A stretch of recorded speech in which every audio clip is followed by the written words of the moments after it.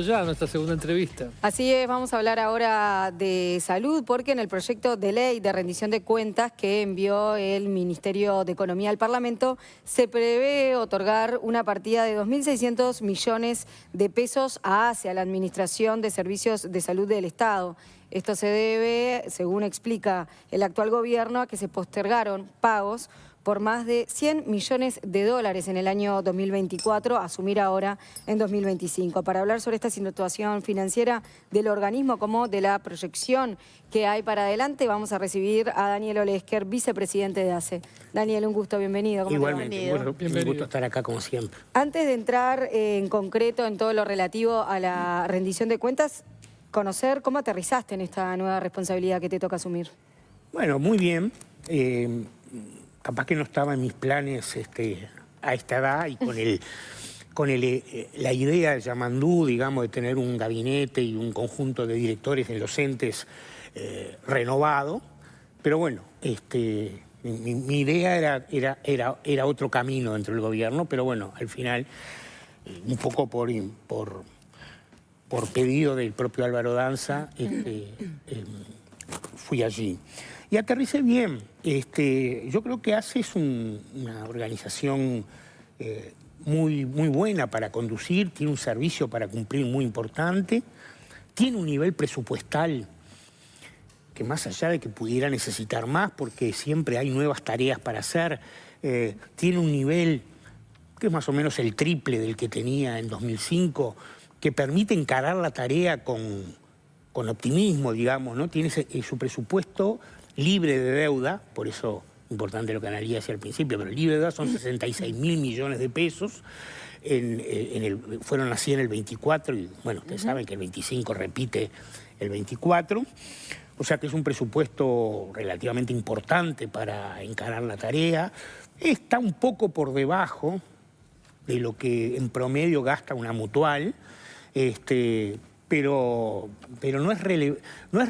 no es un presupuesto que diga mi prioridad es incrementar este monto, ¿no? Hay que hacerlo, hay que ver cómo, en el quinquenio estamos hablando, pero es un punto de partida importante para la gestión en ACE.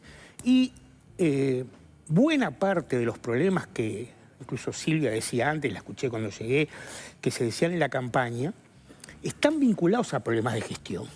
Nosotros tenemos importantes demandas, no digo que solo a problemas de gestión, por favor, pero tenemos importantes problemas de demanda en espera, en algunas especialidades, pero tenemos en esas especialidades capacidades ociosas no usadas, por razones muy diversas, porque algunos usuarios no van a la consulta, y acá no hay ningún tipo de previsión, ¿eh?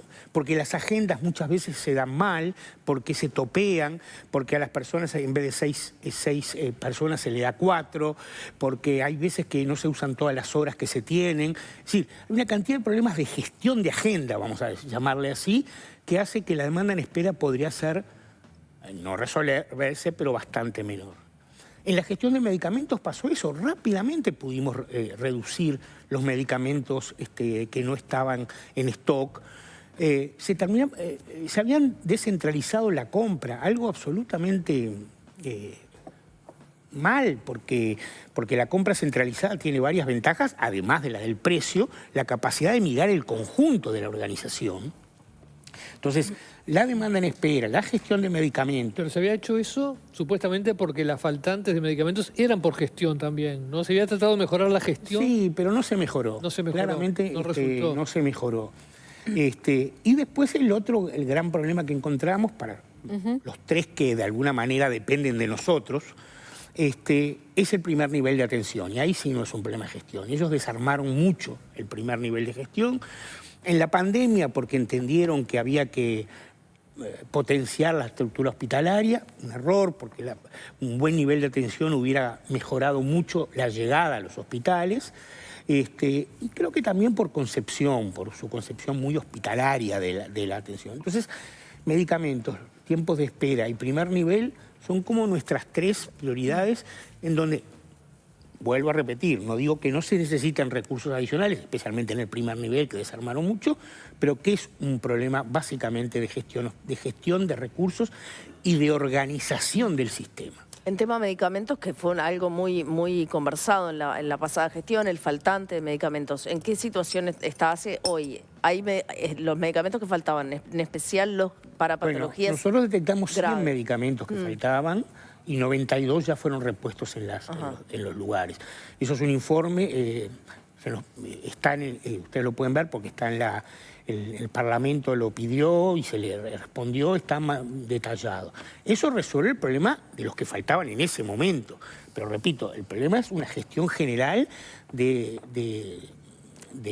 distribución de medicamentos. Ahí tenemos muchas expectativas en un acuerdo que vamos a hacer con el Correo para que el Correo sea un distribuidor. Alberto Danza dice que nuestro objetivo al final del quinquenio es que en la mayor parte de los hogares los medicamentos les lleguen a su hogar, digamos, ¿no? Porque tenemos una población que tiene dificultades a veces para llegar, obviamente cuando tiene que ir a evaluar su estado y ver si sigue o no sigue con ese tratamiento, no. Entonces, estamos trabajando un poco en la entrega de medicamentos a domicilio también. Ha mejorado, es de las cosas que se puede ver que en 3 meses han mejorado de manera importante. ¿Y qué se está haciendo para mejorar esos problemas de gestión que hay justamente, no? Bueno,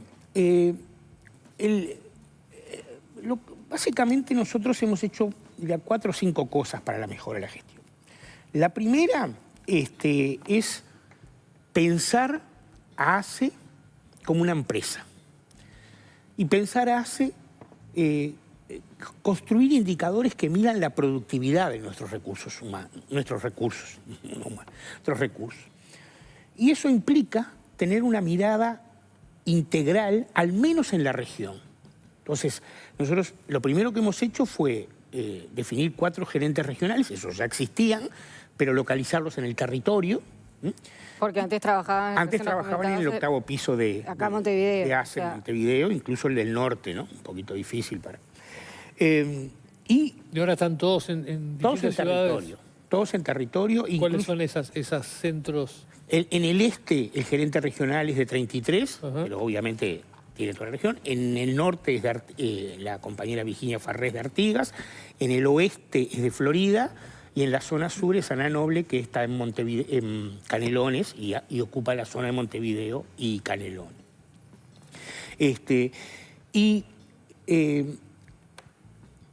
Ahí un objetivo central es el mejor uso de nuestros recursos. Nosotros entendemos, y lo estamos obviamente recién estudiando, pero ya tenemos algunas conclusiones, de que ACE tercerizó extremadamente sus servicios.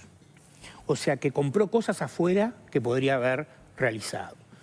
Y el mejor ejemplo de esto son una serie de estudios, tomografías, estudios de otro tipo. En el gasto de funcionamiento de ACE los estudios eran el 10% y los medicamentos el 20%. Del gasto de funcionamiento, no del gasto total, ¿no? Ahora los medicamentos siguen siendo el 20% y los estudios pasaron al 21%, del 22% al 24%. ¿Cómo se explica esto? ¿Cómo se explica que haya tanta contratación afuera? Bueno, nosotros estamos estudiándolo, hemos pedido a quienes trabajan en el área contable administrativa que nos hagan un estudio sobre esto. ¿Se espera que esté justificado de alguna manera? Bueno, eso es lo que queremos saber. Ahí siempre se habla, porque ha habido casos, por ejemplo, con las ambulancias, de casos que llegaron a la justicia penal, de que hay connivencia entre a veces quien ordena contratar y que trabaja en ACE al mismo tiempo. Bueno, eso lo sabremos después de las auditorías que estamos proponiendo. Pero es posible pensar que todas estas contrataciones afuera, de estudios, de camas, sean directas, dirigidas. No. Yo no creo eso. Yo creo que... Puede ser problema de gestión como los que... Es un problema de gestión, sí. Es un problema conceptual de no confiar en tus recursos y en algunos casos es un problema de ordenamiento de la estructura, digamos, ¿no? Yo no sé si hay connivencia, pero sí sé que que se contratan camas de CTI en lugares donde hay camas de CTI. O sea que uno de los objetivos de la actual gestión va a ser bajar ese porcentaje. Es bajar la tercerización, sin dar saltos al vacío, ¿no? O sea, nosotros ahora tenemos 2 meses con el plan invierno en que hemos tenido un aumento de recursos importantes, que se nos ha validado un aumento presupuestal para este plan invierno, como en general pasa todos los inviernos, pero queremos ir a eso, queremos aumentar nuestras camas de CTI, estamos convencidos que el Maciel, el Pasteur lo pueden hacer. Hemos instalado de vuelta, mejor dicho, Cristina Lustenberg ha instalado de vuelta algo que en el 11, siendo yo ministro, habíamos creado, que era la RIEP, la Red Integral de Efectores Públicos de Salud, que por alguna razón en el 15 se había dejado de lado. Tenemos buenas posibilidades de que Sanidad Militar también nos acompañe en la mejora de camas de CTI, porque en realidad cuando uno dice destercerizar también incluye a todo el sistema público, digamos, ¿no? Entonces es un objetivo principal, sí, hacer... Nosotros le hemos dicho a los gerentes regionales esto. Esto es una escalera. Primero hay que ver si tú lo podés resolver en el departamento donde la persona está para que no se mueva. Luego en la región, con recursos públicos. Y recién ahí, cuando tú sabes que un problema en 33 no lo puede resolver ni La Valleja, ni Rocha, vamos a lo privado. ¿Ah? Recién ahí vamos a lo privado. Entonces, con ese cambio de criterio queremos incorporar en el presupuesto una forma distinta de organizar. Pero también eso implica, porque ahí está lo que tú me decías, lo de los cambios, implica que esos gerentes regionales y los directores de hospital tengan estímulos para hacer esas cuestiones. Si todo lo que ahorran por alguna acción va a la bolsa de ACE, o en algunos casos peor, va a rentas generales porque después eso se consolida en una bolsa, hay pocos estímulos para que eso suceda. El Maciel tiene una enorme potencialidad para mejorar su venta de servicios, lo ha dicho el director Fernando Ramos en varias... Pero también tiene que tener un estímulo de que ese aumento va a tener una repercusión en el aumento global, porque es parte de una empresa única, pero también en su propia gestión. Entonces, transferir parte de los recursos a los gestores, ¿no? Y no centralizar toda la ejecución presupuestal es un objetivo. Obviamente los salarios están definidos y los medicamentos se compran centralizados. Pero si sacamos salario y medicamentos queda un 20% del presupuesto para gestionar. No es poco lo que cada unidad puede tener para gestionar con su propia cabeza. O sea que lo que se mejore en la gestión en gastos, en dinero, que vaya a la propia unidad. Una parte. Una parte. Porque, bueno, como pasa en cualquier institución privada, ¿no? Donde el director de un área, una puerta de emergencia, un hospital, tiene estímulos para... Por ejemplo, ACE tiene 600.000 personas que eligieron ACE por FONASA, en 1.450.000 usuarios. El domingo estuve estudiando esto. Y hay lugares donde los FONASA son apenas el 20% de la... Y otros son el 60%. Por ejemplo, Rivera, por ejemplo, Río Negro. Entonces, ¿qué se explica eso? En parte puede explicarse porque la institución de asistencia médica colectiva no es atrayente, parte se puede explicar porque no pagan ticket y órdenes, hasta ahí, y parte se tiene que explicar porque la institución pública es una referencia. Pero si esa referencia no tiene estímulos adicionales, o sea, parte de esos ingresos captados por FONASA no vuelven a la mejor institución, los estímulos van... esa inexistencia va haciendo perder el incentivo por salir a captar FONASA. Te consulto en concreto por esta partida que anunció el Ministerio de Economía de los 2.600 millones de pesos adicionales para ACE. ¿En qué concreto se van a gastar? ¿A qué se va a destinar? Si es únicamente a esta deuda que quedó no paga del año 2024 o hay algunos horizontes distintos. Bueno, no, se va a destinar a esa deuda. Es el 100% para eso. Ordenemos un poco la deuda. Hace, simplemente para que se tenga claro, porque hace... Danza y yo hemos hablado, y Gabriel Odone también, y Valcorba en el Parlamento así lo expresó, en 280 millones de dólares de aquellos 900 y tanto que todo el país. O sea, si no estamos primero, estamos segundos en la deuda. De esos 100 millones son específicamente lo que tú decís. La o sea, deuda atrasada. De deuda gastada en el 24 sin crédito, digamos, ¿no? Después hay otras deudas, las digo nomás al pasar y vuelvo a los 100 estos. Hay 80 millones, que son 3.500 millones de pesos, de facturas no ingresadas. Esto dio una discusión, porque algunos dicen, no, pero eso es más o menos lo mismo que pasa a todos los últimos años. Pasa todos los años. Todos los años queda. Bueno, pero cuando uno va al informe de la Auditoría de la Nación del gobierno anterior, encuentra que en el año 2019 esas deudas, esas facturas omitidas, vamos a decir, que quedaron para el periodo siguiente, en 2019 fueron 380 millones de pesos. Y en el 2023, porque en el 2024 casi no aumentaron, 3.582 millones de pesos, o sea, los 80 millones de dólares. O sea, se multiplicó casi por 10 la factura. O sea, que no es verdad que es más o menos lo mismo que en el 19. La magnitud es otra. La magnitud es otra. Ahí son 80. Y otros 100 son simplemente los 100 originales que hay que volver a poner en el 25 porque si no se transforman en nueva deuda, digamos, ¿no? Por eso se componen los 280. Esta rendición va a los 100 primeros, que son gastos del año 2024 que no tenían crédito para realizarse. Alguien podría preguntar, porque yo vi el acta del Parlamento, alguien podría preguntar, pero ¿por qué 60 y no 100? Bueno, porque eso es lo que era posible dar y además porque una deuda que es atrasada y que se va a pagar con recursos constantes y sonantes puede negociarse para tener, digamos, determinados criterios y se paga toda junta, digamos, ¿no? Que es lo que vamos a hacer. Pero lo otro que hicimos que es importante, si ustedes miran la deuda al 1 de junio, al 1 de julio, y la miramos al 1 de marzo, la deuda es la misma. ¿Por qué? Porque nosotros tomamos el criterio, mientras se discutía cómo procesar esto, de no incrementar deuda. O sea, todos los proveedores le hemos pagado el mes de trabajo, ¿no? Ya sean mutuales, ya sean limpieza, seguridad, pero sobre todo los grandes, los 20 grandes son mutuales, que venden servicios, servicios de traslado, laboratorios, y algunos otros proveedores de oxígeno, de esas cosas, ¿no? A esos le hemos pagado el mes correspondiente de manera de no incrementar deuda, y algunos nos han dicho hace muchos meses que no nos pagaban, ¿no?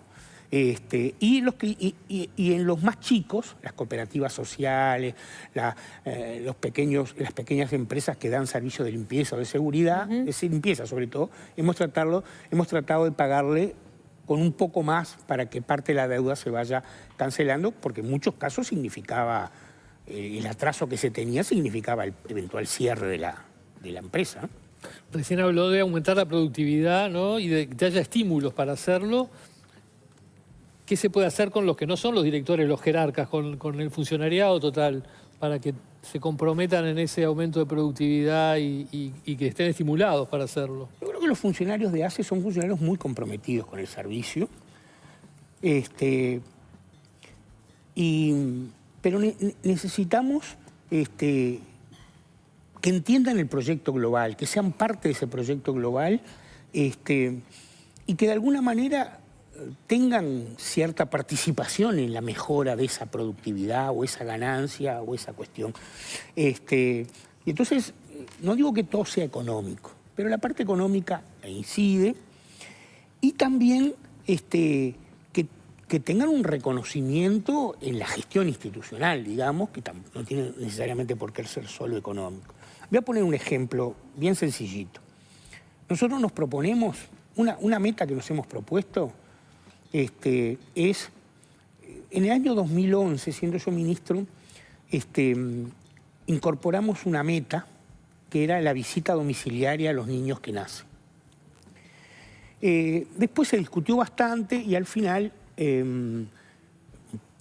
se entendió que era mejor que la meta solo premiara la visita domiciliaria a los niños que nacen en condiciones de riesgo. Y eso es lo que se paga hoy, ¿no? Eso empezó en 2011 y hasta hoy se paga.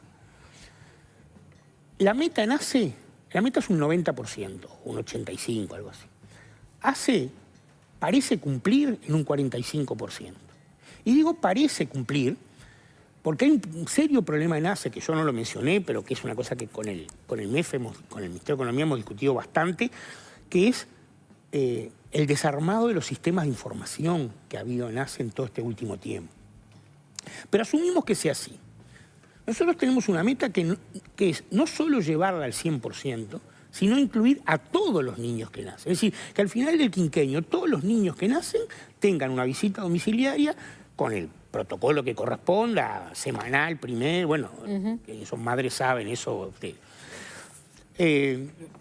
Porque eso, con el número de niños que nacen en el país, en particular en el sistema público, es absolutamente posible hacerlo y ya estamos diseñando ese proyecto. Pero los que están en las mutualistas también. Bueno, nosotros, sí, se transforma la visita domiciliaria en niños de riesgo, en visita domiciliaria para todos los niños. Para todo el sistema depende de la Junta Nacional de Salud. Claro. Sé que la ministra Lustenberg comparte esta idea, tendrá que evaluar si en el conjunto de metas que tiene el sistema esto es viable o no. Pero para nosotros es una meta por encima de la meta general. Y eso, no, lo único que quiero decir, perdón, es que en esa cadena, porque eso va desde el lugar donde el niño nace, que muchas veces no es el lugar donde vive, porque muchos nacen en el Pereira Rosell y viven en el interior del país, hasta todo el proceso tenga una visita y todos los que participan en ella participen en la distribución de esa meta.